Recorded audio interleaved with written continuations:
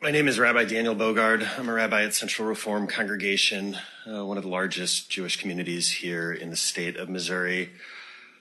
And I'm here because I have a trans kid.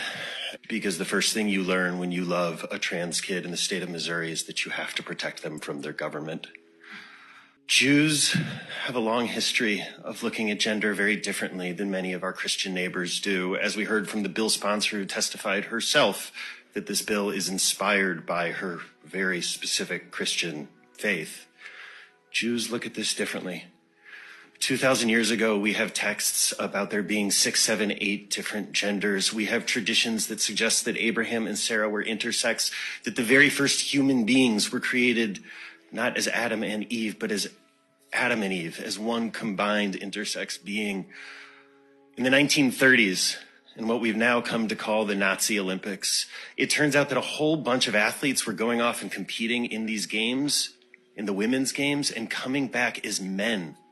There was an uproar in the American press, but I don't know about you, I had never heard about this because we don't teach the history of queer people.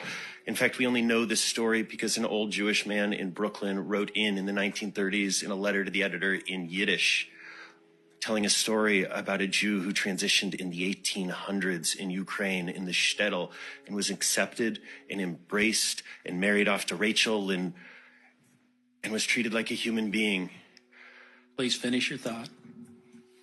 If we don't teach queer history, if we don't teach that there have always been trans people, then every time in every generation it seems new and scary, and we are setting our kids up for narrow, bigoted, tiny lives and not giving them the education that every Missouri child deserves.